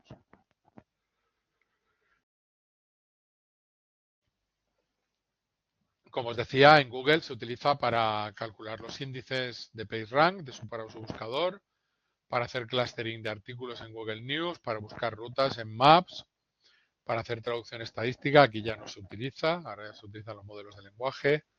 Se puede utilizar para hacer minería de datos, para hacer optimización de anuncios, para detección de spam, para gestión de logs, etcétera. ¿Vale? Tiene muchas aplicaciones. En investigación, para conflictos en Wikipedia, procesamiento de lenguaje natural, para bioinformática, tiene múltiples aplicaciones. ¿Vale? Y las ideas geniales que hay detrás de MapReduce son básicamente estas. Es el scale out, hacer scale out y no scale up. Si os acordáis, hacer scale up es tengo un ordenador, necesito más cálculo, compro un bicho más gordo. Hacer scale out es tengo X ordenadores, necesito más potencia, añado más ordenadores. ¿Vale? El scale out es muy sencillo y si lo combinamos con la nube, pues es mucho más sencillo todavía. Elasticidad, pero elasticidad en scale out. ¿Vale? Tenemos una escalabilidad perfecta, puesto que podemos ir añadiendo y añadiendo nodos.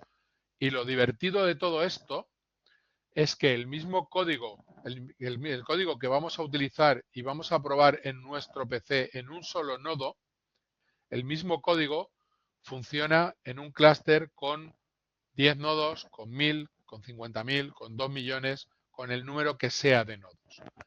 Podemos añadir nodos y más nodos y más nodos que el programa, lo que hemos programado para solucionar el problema, no hay que cambiarlo. Cero, no hay que cambiar nada, ni una línea, ni una coma, nada. ¿Vale? Y también las ideas que hay detrás de MapReduce está asumir que los fallos pasan. Esto es la vida real y las cosas se rompen. Por ejemplo, si el mean time between failure, que es el tiempo medio entre fallos para un nodo, son de 3 años, si tenemos 1000 nodos, nos va a fallar un nodo todos los días. Si tenemos 10.000 nodos, se nos van a caer 10 nodos todos los días. Se nos van a caer 10 ordenadores todos los días. ¿Qué hacemos con esto? Pues implementar tolerancia a fallos en el sistema. ¿Vale? La tolerancia a fallos viene definida, está integrada en la concepción original del sistema. El sistema está montado de forma que contamos con que se van a caer nodos, con que las cosas se van a romper, las cosas van a fallar. ¿Y nos da igual que fallen? A ver, no nos da igual que fallen, porque los nodos alguien tendrá que ir y cambiarlos y reponerlos y arreglarlos, ¿vale? Porque si no, cada vez tendremos menos nodos y nuestro sistema colapsará. Pero a nosotros como programadores de soluciones, no como gente de sistemas, nos va a dar igual que se nos rompan nodos o no. Podemos contar con que no se va a romper nodos porque si se rompen, de una forma u otra, se arreglan las cosas y nosotros no nos vamos a enterar. Podemos vivir en un mundo de felicidad e ilusión. Pero la mejor idea de todas, en mi opinión, es mover el procesamiento a los datos. Si nosotros tenemos un clúster de 10.000 nodos en el que tenemos repartida la información, si queremos, y un fichero, ya sabemos, os lo comenté el otro día, un fichero de 1 giga no se guarda entero en un nodo, sino que se parte en bloques de 128 megas, en 8 bloques de 128 megas. Cada bloque puede estar en un nodo diferente y además se hacen 2 copias adicionales de cada bloque. O sea, esos 8 ficheros pueden estar en esos 8 bloques del fichero pueden estar hasta en 24 nodos diferentes. Cuando queramos procesar los datos, no tiene sentido que si estamos utilizando hardware commodity y las redes también son commodity, movamos toda esa información a un solo nodo para procesarlo. Ya que lo tenemos distribuido por partes, lo que vamos a hacer es llevar la ejecución a los nodos donde ya tenemos los datos. De forma que lo único que vamos a mover por la red, ¿qué va a ser?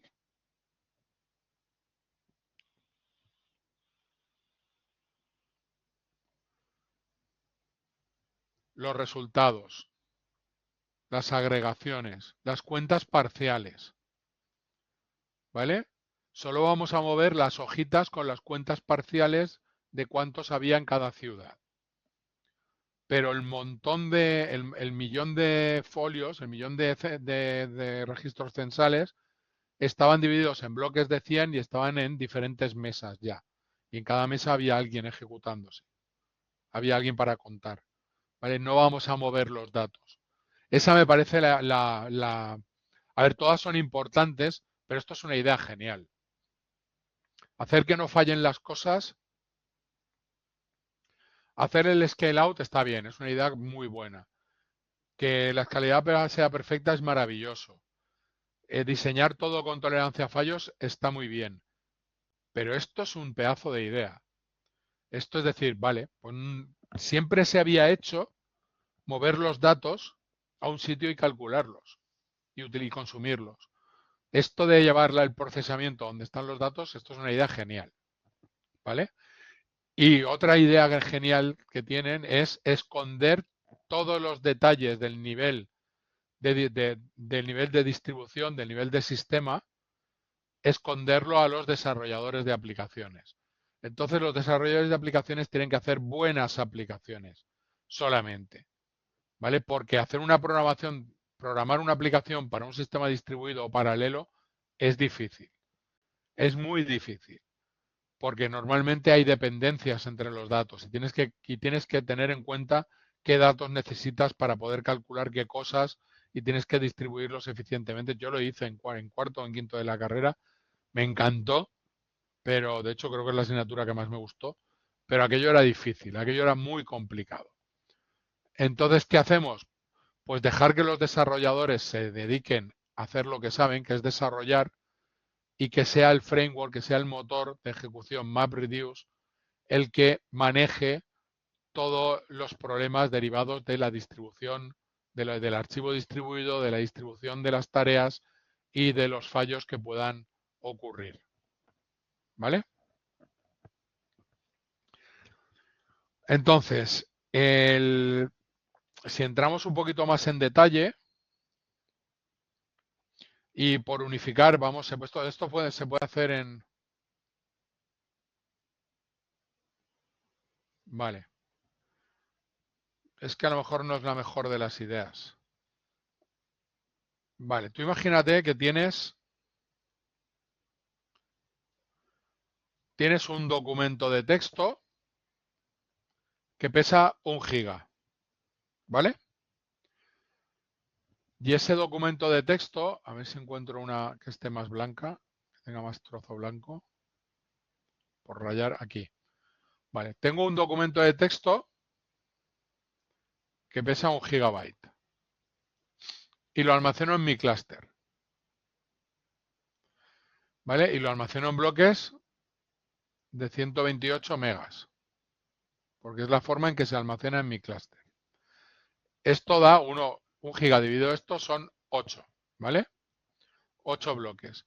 Pues ahora tenemos 8 nodos en la red que tienen 128 megas cada uno, un pedacito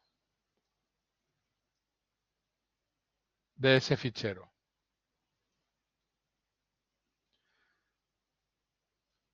¿Vale? Y todos los que habéis hecho programación sabéis que el programa básico en cada lenguaje de programación es el Hello World. ¿Ok? Hacer que el programa te diga hola por la consola. El programa, el Hello World de nuestro mundo es el word count, es contar palabras. Entonces, yo de este fichero de 128 megas, de 1 gigabyte de texto, quiero contar cuántas veces aparece cada una de las palabras que hay aquí, en este gigabyte. ¿Vale? Hasta ahora, antes del procesamiento distribuido, podíamos tener aquí un superordenador. Todo esto está conectado en red, ¿vale? Lo conecto así, pero es una conexión por Ethernet en red. ¿Vale? Hasta el procesamiento distribuido que teníamos que hacer, traer de todos estos ordenadores, llevar aquí el gigabyte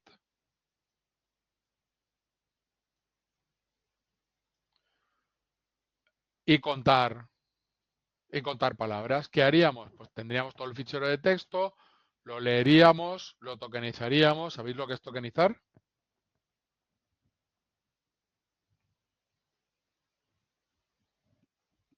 ¿No?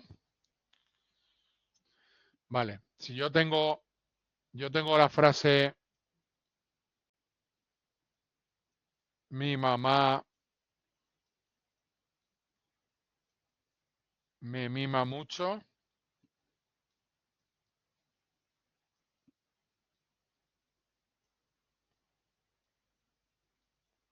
Vale, imaginaos que esto es el gigabyte.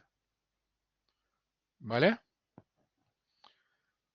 Si yo quiero contar palabras, si esto es una string de Python, yo puedo utilizar el método split sin nada más. Entonces hace un split por el espacio o el vacío, por la barra espaciadora. ¿Vale? ¿Y esto qué me da? Esto me da una lista con tantos elementos como palabras. Esto es mamá, me mima mucho. ¿Vale? Tendré una lista con 5 elementos. A esto es a lo que llamamos tokenizar. La tokenización más burda es separar un texto por el espacio en blanco. ¿Vale? Se puede hacer de otras formas. No estoy asignando nada, simplemente estoy partiendo los datos. Pues lo que tendría que hacer aquí es traerme las 16 el giga. Tener todo el texto en una string. Hacer el split. Y entonces tendría una lista. Y entonces ya contar cada una de estas palabras. Cuando procesamos texto, generalmente querremos pasar todas las palabras, todo el texto a minúsculas. ¿Por qué? Porque mi con mayúscula y mi con minúscula es la misma palabra. No queremos contar dos palabras diferentes porque es la misma. Entonces aquí deberíamos hacer esto, convertir esto en una lista, traer el gigabyte, hacer el split, convertirlo en una lista y contar cuántas veces aparece cada uno de estos elementos de la lista. que eso lo podíamos hacer con la librería counter con la librería collections de Python y con el método counter. ¿Vale? ¿Me seguís hasta aquí? Aunque no sepáis qué es collection y counter. Vale. Pues eso es lo que digo, es como teníamos que hacerlo hasta ahora. Cuando lo hacemos en distribuido, hacemos lo mismo, solo que este procesa sus 128 megas. ¿Y cómo los procesa? Pilla el texto, toda la string, hace el split, calcula esta cuenta intermedia, bueno, conceptualmente, luego me desdiré de esto que voy a decir ahora, ¿vale? Calcula esa cuenta intermedia y luego ponemos en común lo que ha calculado cada uno de ellos. Pero llevamos el procesamiento, esta parte de hacer el split y generar esta lista, lo llevamos a cada uno de los nodos donde tenemos un trozo de mi texto, de mi fichero de texto. ¿Vale? ¿Queda más claro ahora? Jesús. Vale. Genial. Vale, guay. Yo estoy aquí para eso, para que entendáis las cosas. No os pregunté, ya os he dicho que la única pregunta estúpida que hay es la que no se hace y hace que te quedes con la duda, ¿vale? Yo cuando soy alumno hago muchas preguntas estúpidas. O sea, no hago ninguna estúpida, pero hago muchas preguntas.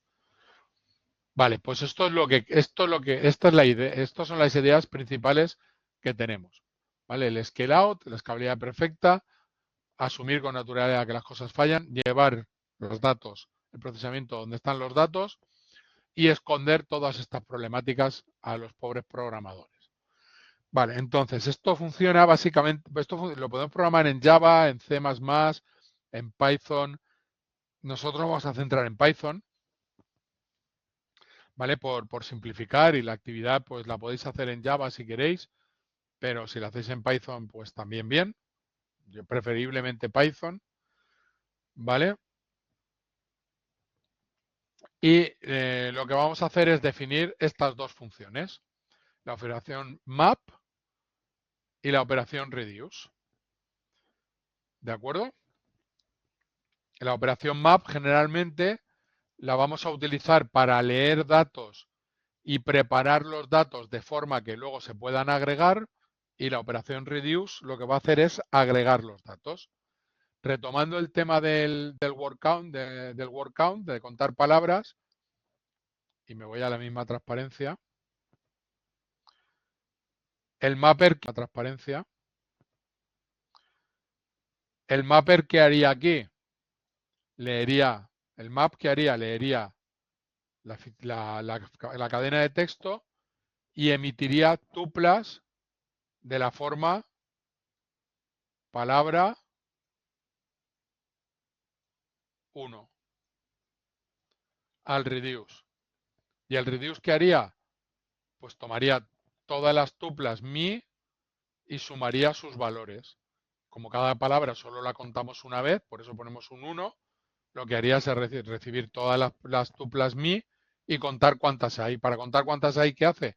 Cuenta el segundo valor de la tupla. Suma el segundo valor de la tupla. Si esta está 17 veces, pues sumaremos 17 veces 1 y nos dará un 17. ¿Vale?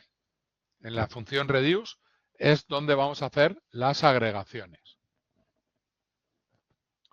¿De acuerdo? Una parte importante es que los datos que emite el map pasan por una etapa que se llama shuffle and sort, que lo que va a hacer es que va a garantizar que al reducer le lleguen organizadas por clave. Y la clave, en nuestro caso, ¿qué eran? Las palabras. ¿Eso qué significa? Que el reduce va a recibir todos los mis juntos, todas las mamás juntos, todos los me juntos, todos los mima juntos, todos los mucho juntos. Todas las tuplas esas las va a recibir juntas. ¿Vale? Y eso es importante. Y eso es importante porque eso lo garantiza el motor de MapReduce. Y nosotros vamos a sacar mucho provecho de eso. Entonces, la función map va a leer, ¿qué va a recibir de entrada?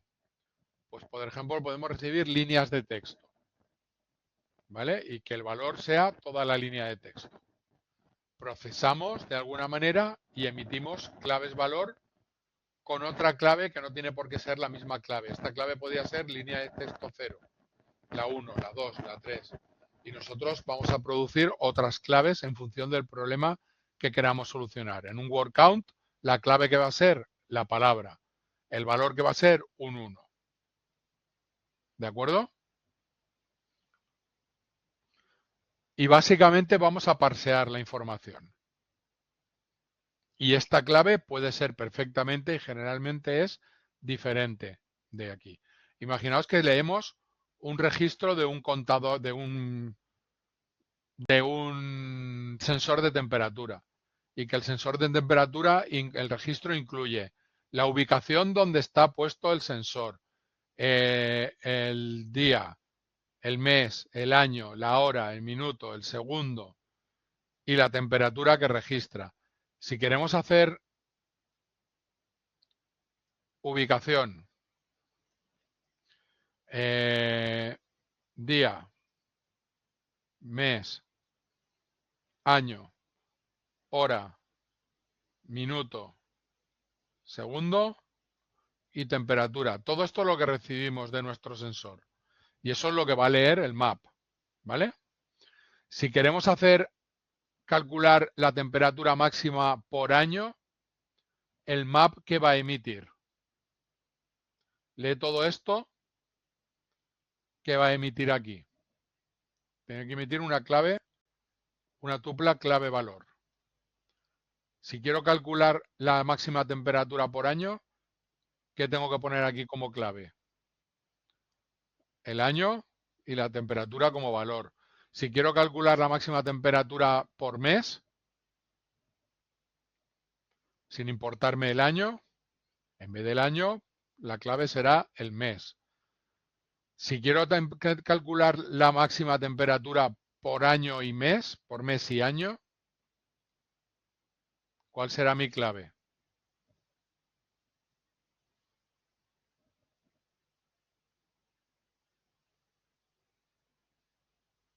Puedo concatenar el mes y el año, ¿no? ¿Vale? ¿Lo veis? Nosotros leeremos, el map va a ir leyendo información generalmente de ficheros de texto, lo que vamos a ver nosotros, la parsearemos, esas líneas que leemos las vamos a parsear y vamos a extraer la clave y el valor en función de lo que nos interese calcular. ¿Vale? Y la función reduce, ¿qué va a recibir? Pues va a recibir las tuplas que emite el map. Y solo va a recibir las tuplas que emite el map. Y lo que va a hacer es una agregación en función de la clave que haya enviado el map. Y lo bueno es que va a recibir todas las tuplas que tengan la misma clave, las va a recibir juntas. De eso se encarga el motor de MapReduce, el Shuffle and Sort. ¿Vale? Entonces las va a poder procesar todas a la vez. Claro, puede recibir 17.000 tuplas con la misma clave. Y ahora veremos que puede recibir 17.000 tuplas con la misma clave desde diferentes maps. Porque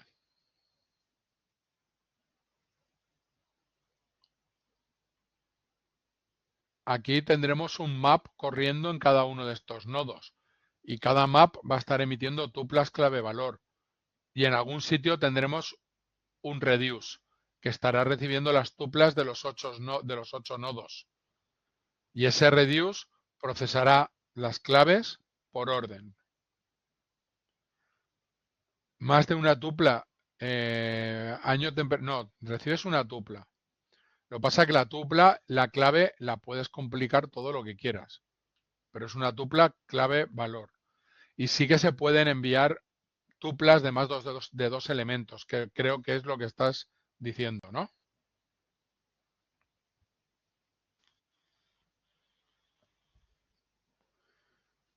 Eso, María José, no te preocupes por eso. Habrá tantos maps,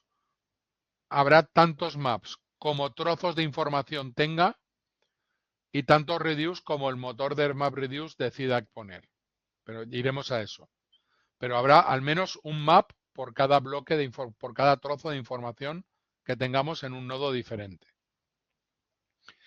Y sí, tú puedes complicar la tupla todo lo que quieras. Tened en cuenta que la tupla que genera el map, ¿quién la va a procesar? El reduce. ¿Y quién configura el reduce? Nosotros. Estamos escribiendo el reduce. Podemos enviar una tupla con 7 valores, pero luego tendremos que gestionarla aquí, en el reduce. ¿Vale? Veremos ejemplos que lo veremos más claro. De momento, conceptos que tenemos que tener claros. El map parsea la información, recibe información de entrada, la parsea y emite tuplas clave-valor o clave muchos valores o muchas claves un valor en función del problema que queramos resolver. Y luego todo lo que emite el map le llega ordenado por clave al reduce y aquí podremos hacer lo que necesitemos hacer para solucionar nuestro problema. El map solamente lee y formatea y el reduce es el que hace agregaciones. El map nunca hace agregaciones. ¿Vale?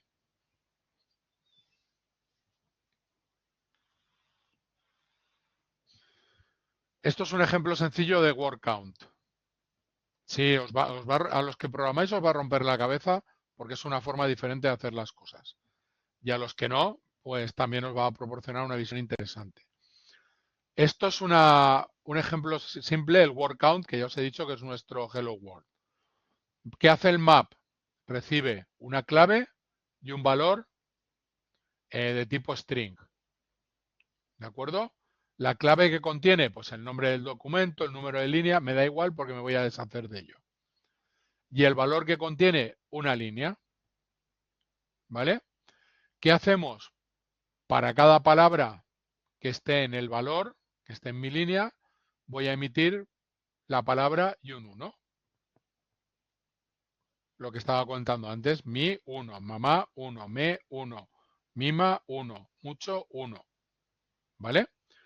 ¿Qué hace el reduce? Vale, pues el reduce toma ventaja de que las tuplas le llegan ordenadas por clave. ¿Y qué hace? Pues para cada valor va sumando y emite el resultado. ¿Vale? Y ya está. Nada más.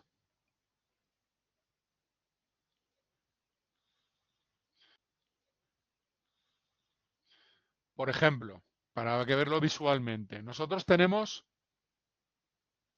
esta casuística. ¿Vale? Hasta aquí está en un ordenador, en un bloque, hasta aquí está en otro. ¿Vale? Tenemos 1 y 2 y 3 pedazos de nuestra frase. En un lugar de la mancha, más vale la pena en el rostro que la mancha en el corazón, y el amor es deseo de belleza. Todo esto es nuestro texto y esto está en un bloque, en un nodo, esto está en otro bloque, en otro nodo, y esto está en otro bloque, en otro nodo. ¿Qué hace este primer map? Pues lo primero que hacemos es pasar el texto a minúsculas. ¿Vale? Y este primer map, ¿qué hace? Pues emite la tupla en 1, un 1, lugar 1, de 1, la 1, mancha 1, más 1, vale 1, la 1, pena 1. Este map ha procesado este trozo de información. ¿Vale? ¿Por qué lo está separando? Porque divide la tarea entre dos reducers. Y hay una función dentro de esa Answer que se llama partitioning, que la vamos a ver ahora, que utilizando una función hash divide la carga entre los diferentes reducers que tengamos en nuestro sistema. Aquí tenemos dos. Esto nos garantiza que todas las veces que tengamos un en va a ir a este reduce, todas las veces que tengamos un va a ir a este reduce, ¿vale? Porque en todos los maps vamos a aplicar la misma función hash. El segundo map, ¿qué hace? Procesa su trozo de información en paralelo, ¿de acuerdo? Mientras este estaba haciendo lo que hemos visto antes, este está haciendo lo mismo. Pone todo a minúsculas, en 1, el abajo, si veis, en aquí había ido arriba, mancha aquí había ido arriba, aquí se repetirá mancha, y se repetirá en, que irá arriba otra vez, y la, que irá arriba, y el que es nuevo. ¿Vale? Las distribuye entre los reducers. Procesa su trozo de información, hace lo mismo y emite las tuplas. Y el último hace lo mismo. Procesa su trozo de información, el corazón, el amor, es deseo de belleza. ¿Vale? Cada uno está en paralelo procesando su trozo de texto y emitiendo estas tuplas. ¿Qué hace el reduce? Pues el reduce recibe todas estas tuplas, este recibe estas tuplas de estas palabras y este estas tuplas de estas palabras. ¿Y ahora qué hace? Pues suma las veces que aparece cada una de ellas. Amor 1, corazón 1, deseo 1, en 3, la 3, mancha 2, pena 1, rostro 1, vale 1.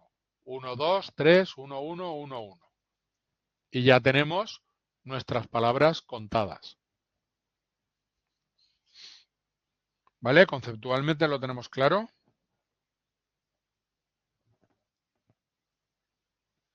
¿Vale? Ahora entraremos un poco más en detalles, pero aquí ya os digo, hay una función hash, sabéis lo que es, ¿no? Todos y todas.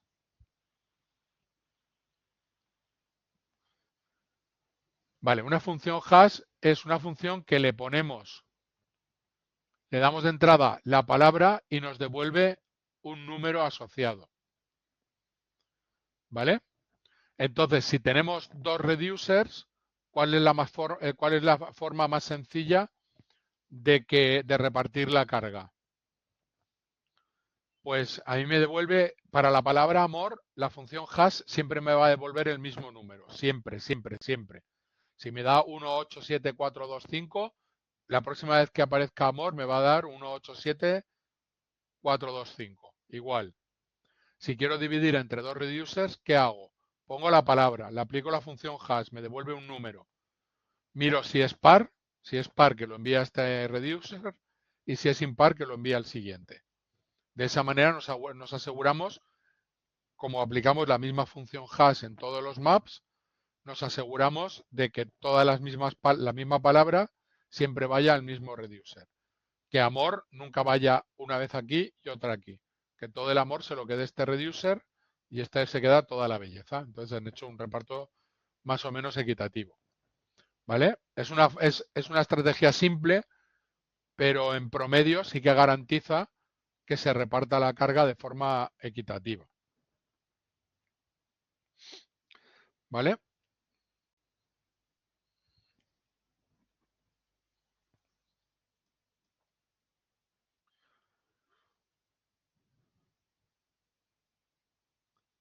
Se asigna por la función hash. Giovanna. La función hash, tú pones una palabra, te devuelve un número. Si tienes dos reducers, si es par, lo mandas aquí, y si es impar, lo mandas aquí. Y como la misma función hash siempre te va a dar el mismo número para la misma palabra, da igual que se procese en este map, en este o en este, que me va a dar siempre el mismo número, y si es par se irá aquí y si es impar se vendrá aquí. Entonces me da igual que mancha esté en este mapper o en este. No hay que hacer, el hash lo va a hacer el motor de MapReduce. MapReduce es maravilloso. Nos va a hacer toda esa separación, toda esa distribución lo va a hacer MapReduce por nosotros. A lo que hace una app cuando se exporta un chat en WhatsApp y analiza los mensajes, pues supongo que sí. No lo sé. Nunca he exportado una conversación de WhatsApp. La función hash es determinista, total y completamente determinista. Amor siempre va a dar el mismo resultado. La función hash para amor la aplicas, entras 20.000 veces la palabra amor a la función hash y siempre te va a devolver el mismo número. Si no, esto se derrumba como un castillo de naipes. ¿Vale, Jesús? Es completamente determinista.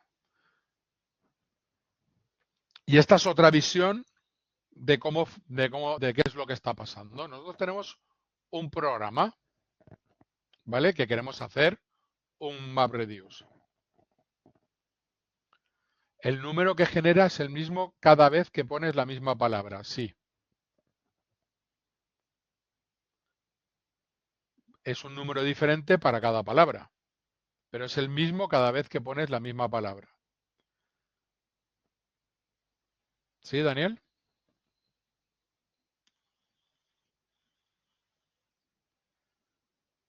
¿Claro? Vale. Sí, en distintas ejecuciones. Bueno, en distintas ejecuciones te da igual. En la misma ejecución, sí. En distintas ejecuciones te da igual. Pero debería, si es la misma función hash, debería dar el mismo número. Pero es que en distintas ejecuciones me da igual. Porque yo ahora cuento este libro, cuento las palabras aquí, cargo otro fichero, lanzo otro trabajo y me da igual que en este caso en se vaya a este reduce. Mientras todas se vayan aquí, me parece bien, porque a mí lo que me interesa al final es esto, es la cuenta. Me da igual que en una ejecución se vayan a este reduce y en la siguiente se vayan a este. Lo que me interesa es que en la misma ejecución, la misma palabra siempre vaya al mismo reduce. Entre ejecuciones diferentes me da igual. Me es inverosímil, que diría aquel. ¿Vale? Y esto es lo que pasa ya de forma un poquito más real. ¿Vale? Tenemos un programa, MapReduce, ¿vale? Y tenemos un máster que es era nuestro contador supremo, el supervisor. ¿Vale? Entonces, cuando le decimos queremos contar las palabras que están en el fichero elquijote.txt. Vale, este le pregunta a alguien, que ya iremos viendo, ¿dónde están los trozos del quijote.txt? Y ese alguien le dice, están aquí. Esto está en un nodo, esto está en otro nodo, esto está en otro nodo, esto está en otro nodo. Estos dos están en un nodo. Este y este están en el mismo nodo y esto está en otro nodo. Voy a pintar colorines para que se vea. Porque los colorines son nuestros amigos. ¿Vale? Este y este están en el mismo nodo.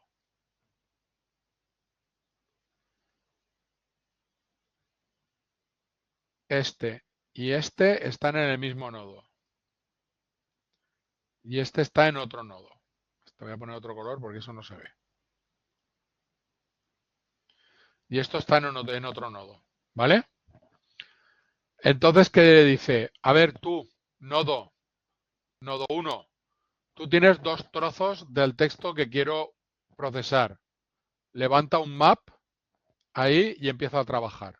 Primero procesas un trozo y luego el otro, pero esos dos son para ti. O levantas dos procesos maps en paralelo, uno que procesa este trozo y otro este trozo, pero todo en este worker, en este nodo. A este nodo le dice, oiga, que usted tiene el split 2 y el split 4, que se ponga a trabajar. Y a este le dice, oiga, usted tiene el split 3, póngase a trabajar. ¿Y qué hacen todos? Pues sacan las tuplas, ¿vale? Las palabras 1, palabras 1, palabras 1, ¿vale? Y las guardan, las escriben en el disco duro local. Las escriben en el file system local de estos nodos. Estos nodos tienen una parte de sus discos duros dedicadas al almacenamiento en clúster. pero obviamente estos nodos están corriendo un sistema operativo y también tienen un file system local. Pues estos resultados intermedios, esas tuplas que hemos visto que se generaban, se escriben en local, en el disco duro. ¿Vale? Y este mismo máster dice, oiga, usted va a poner en funcionamiento un reducer.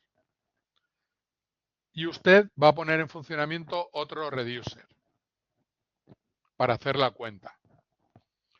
Y entonces le dice aquí a estos, hey, he puesto en marcha dos reducers, que lo sepáis.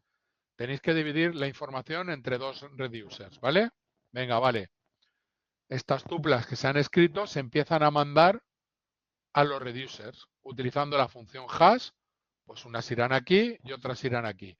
Unas irán aquí, otras irán aquí. Unas irán aquí, otras irán aquí.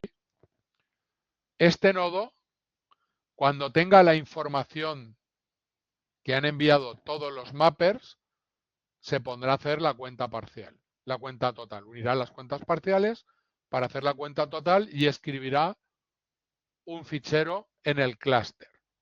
Porque es importante que todo el procesamiento que hacemos en el clúster lo guardemos en el clúster. Porque si lo guardáramos en local, deberíamos repetir todo el proceso. Si lo guardamos en el clúster, ¿qué va a pasar? Que se va a replicar 3 veces y tendremos tolerancia a fallos. Este escribe su parte, este escribe su parte. Tendremos una parte de los resultados aquí y otra parte de los resultados aquí. Si luego ya queremos procesarlos y demás, los sacaremos del clúster, los uniremos y los procesaremos. ¿Vale? Pero así esto se aproxima un poquito más a lo que pasa de verdad.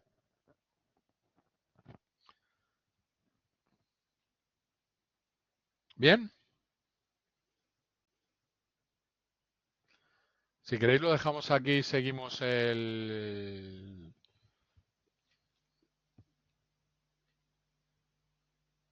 Vale, no es que me haya quedado tonto de repente, estoy viendo si el viernes tenemos clase o no. ¿Seguimos el viernes? A partir de aquí.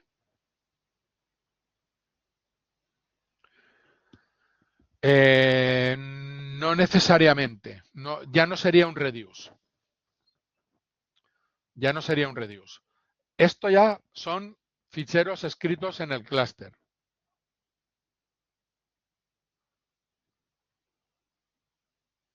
Estos son, voy contigo, Hind. Estos son ficheros escritos en el clúster. Luego solo podemos sacar del clúster, nos lo llevamos a un ordenador en local, dos ficheros y ya sacamos estadísticas, hacemos gráficos o cantamos, bailamos jotas, lo que queramos. Pero eso ya no sería un reduce. Esto sería tan fácil si utilizáis Linux como hacer cat y concatenar los dos ficheros sobre un fichero nuevo y ya está. Y si utilizáis Windows, pues abrís, copiáis, pegáis y ya está. No tienen claves en común. No tienen claves en común. Aquí tendré una parte de las palabras contadas y aquí otra parte de las palabras contadas. Si quiero saber toda la cuenta de todas, pues tendré que unificar esos ficheros, pero eso ya no es MapReduce, eso ya, aquí la cuenta ya la tengo hecha. Eso ya es otra historia, eso ya es análisis de negocio, eso ya es presentar soluciones, eso ya es otra historia. Vale, me alegro, Jesús, que lo hayas entendido. Vale, hint, vamos a ver. En el grupo B había compañeros que me decían que sí que lo veían. Entonces se debe poder ver. Si está visible para los estudiantes, debate. Vale, vamos a ver.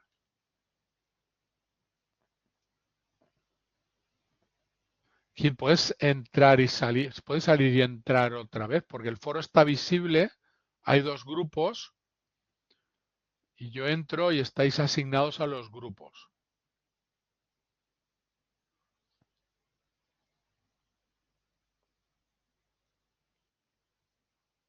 Vale, entra, sal y me comentas y así me quedo tranquilo. Y mientras, bueno, voy a dejar de grabar. Pues muchas gracias a todos y todas y nos vemos el viernes, ¿vale? Hasta ahora.